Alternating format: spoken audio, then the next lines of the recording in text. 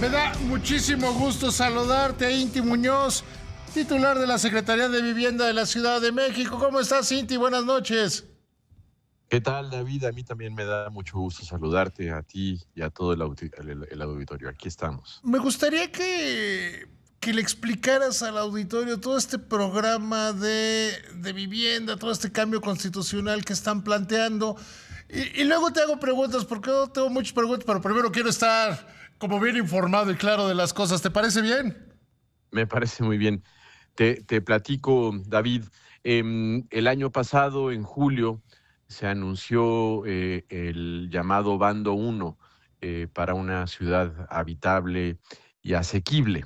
Esto después de que hubo, como lo recordarás, movilizaciones, protestas, un debate público importante sobre los efectos que estaba teniendo en la ciudad la llamada gentrificación, Cierto, entendida cierto. como la expulsión de habitantes que se ha venido generando desde hace alrededor de poco más de 10 años por distintos procesos de encarecimiento del suelo y de la renta habitacional. Eh, Podemos incluso señalar que este problema de acceso a la vivienda es uno de los más graves que ha vivido la ciudad en su historia, como lo viven las grandes ciudades del mundo, también hay que señalarlo. Este problema se presenta también en Nueva York o en París o en Sao Paulo. El efecto concreto es que la ciudad, en este proceso de incremento permanente del valor del suelo y de aumento desmedido, desproporcionado del valor de la renta habitacional, está generando algo muy concreto, y es que al menos 20,000 familias cada año tienen que irse a vivir a zonas cada vez más alejadas en la zona conurbada, ya no a Ecatepec, es decir, estamos hablando de Zumpango o Teotihuacán, Sí, sí, teniendo que sí, o invertir. prácticamente mi- Toluca, o sea, ya más allá de Metepec. Así es, teniendo que invertir cada día 5 o casi 6 millones de personas, hasta 6 horas de su vida en venir a trabajar a las zonas centrales de la Ciudad de México.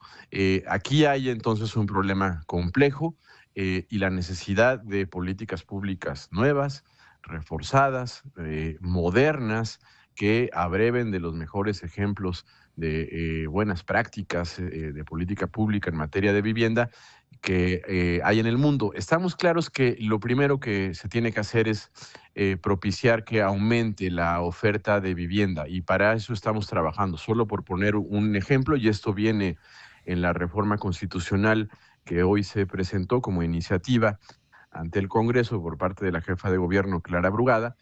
Tenemos que mantener, fortalecer una política de vivienda social fuerte, permanente, que, por ejemplo, este año y el año pasado tiene un presupuesto que es el doble de lo que fue en los últimos años del sexenio pasado, que ya se había venido incrementando. Hay 9,000 millones de pesos destinados a la producción de vivienda social en 2025, y esos también 9,000 millones de pesos en 2026. Pero también hay que propiciar que lo hagan los privados. Eh, para eso también se ha trabajado de cerca con las empresas inmobiliarias, con las distintas cámaras, asociaciones, para que se trabaje en que ellos produzcan vivienda asequible. Hay un fenómeno que inició a mediados del gobierno antepasado, entre 2012 y 2018, y es que se pensó que solamente la producción de vivienda privada iba a generar la oferta suficiente para que todo el mundo pudiera tener una vivienda, y eso no ocurrió. Se encareció el suelo, inició un proceso de especulación salvaje en algunas zonas, podría yo calificarlo así, además de los casos de corrupción inmobiliaria que se generaron, y bueno, no, simplemente no resultó. Hoy Sí, o tenemos, sea, por porque ejemplo, además se concentró una en una sobreoferta zona, de en las vivienda zonas cara. centrales, Cinti. Se concentró ¿Perdón? en las zonas de vivienda cara. Son de, sí, pero no solamente, no estamos hablando solamente de Polanco, de la Condesa, es decir, el fenómeno Sí, pero se concentró, hablaríamos de la en la ciudad delegación Benito central. Juárez, ¿no? En la zona central. La ciudad central, estamos hablando no, de 6 alcaldías, Sí, sí. no solamente la Benito Juárez, no solamente la Condesa y no solamente Polanco. El tema es que al final lo que tenemos hoy es una sobreoferta de vivienda cara. Es decir, la vivienda más asequible privada en venta puede medir 35 metros cuadrados y costar 3,5 millones o 4 millones de pesos, y eso no lo puede pagar el 95% de la población.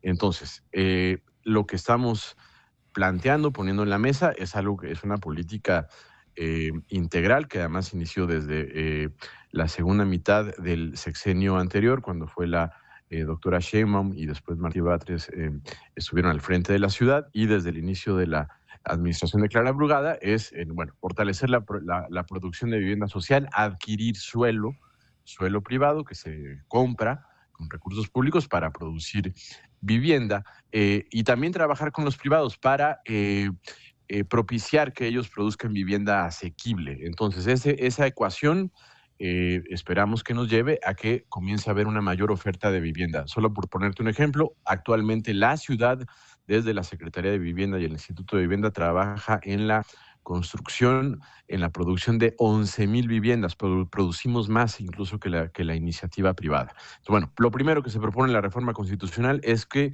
sea esto una política permanente. Esa es la primera reforma a la Constitución. La segunda, lo que ya comenté también, la tarea de ampliar permanentemente la reserva territorial a través de la adquisición de suelo para producir esa vivienda asequible y social. La tercera reforma constitucional que se propone es que se conforme una institución pública que se encargará de asegurar el equilibrio, la legalidad, la conciliación en las relaciones inquilinarias, es decir, algo que beneficiará tanto a arrendadores como a arrendatarios a través de múltiples mecanismos de mediación que parten de la nuez, digamos, de la reforma constitucional, que es, en efecto, elevar a rango constitucional lo que ya la Corte determinó es constitucional en términos generales y federales también, y es que la reforma al Código Civil que se hizo a finales de 2024 tenga rango constitucional y posteriormente lo tendrá de ley, y es que el aumento anual de la renta habitacional no pueda subir por encima del monto registrado por el INEGI en la inflación el año inmediato anterior. No es un congelamiento de rentas, es simplemente llevar a la ley, a la constitución de la ciudad, a la constitución local, este límite en el aumento anual de la renta, tomando en cuenta que un factor central en la expulsión de habitantes que está sufriendo la ciudad es que las rentas han aumentado en promedio un 30% en toda la ciudad. Sin embargo, en algunas zonas han aumentado hasta 100 o 200%. Para ponerte un ejemplo, el promedio del ingreso de las familias en la Ciudad de México es de 29,000 pesos. El promedio general. El promedio de las rentas que se tiene registrado es de más de 15,000 pesos. Hay zonas donde, por supuesto, lo que antes costaba 8,000, 10,000, 15,000 pesos, hoy cuesta 30,000, 40,000, 50,000 o 60,000. Sin embargo, ¿qué es lo que tenemos en la mesa? Que las familias están gastando más del 50% de su ingreso en Cuando pagar la cualquier libro renta. de finanzas personales te dice que no debe ser del más del 20% de tu ingreso. Así es, o la ONU Habitat recomienda que no sea más del 30%. Eso es abajo del 30% se considera que hay asequibilidad en el pago de la renta, y entonces si está pagando más del 50%, no hay asequibilidad.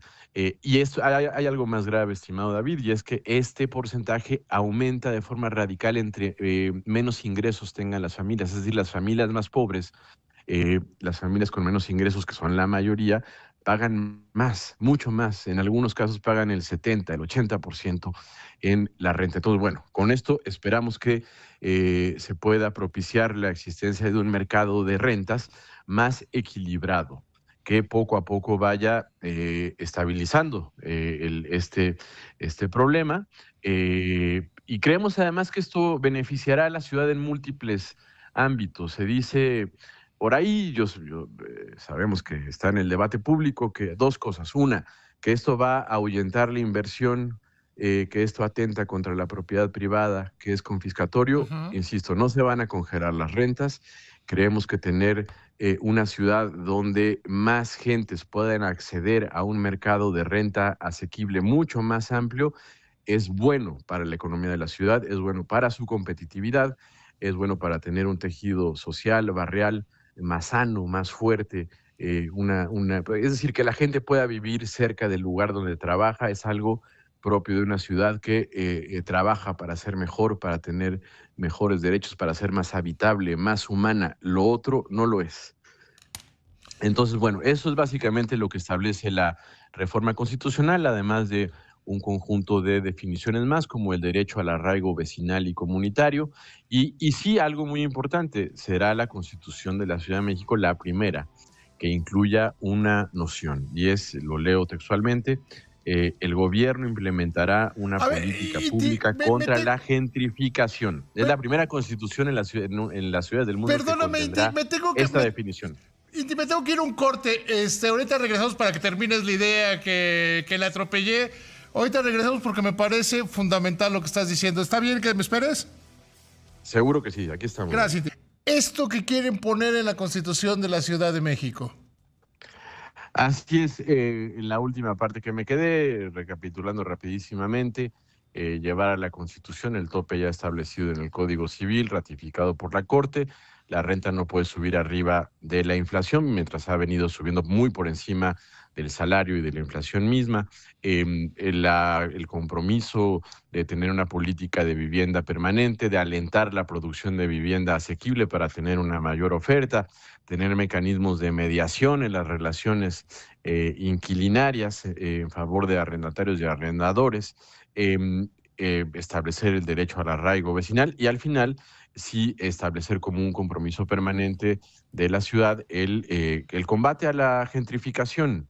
Hay un debate en el urbanismo, en la economía urbana, que por ejemplo señala un poquito de gentrificación es buena en algunos lugares. Sin embargo, los datos, la tarea de la gobernanza urbana a lo largo de los años, lo que podemos ver es que no, que la gentrificación como una idea de mejor urbana, es decir, la expulsión de habitantes originales, de menos ingresos para la llegada de habitantes de mayores ingresos después de procesos sin freno de encarecimiento del suelo, pues no es bueno para la economía, no es bueno para la ciudad. Eso es básicamente lo que establece la reforma constitucional.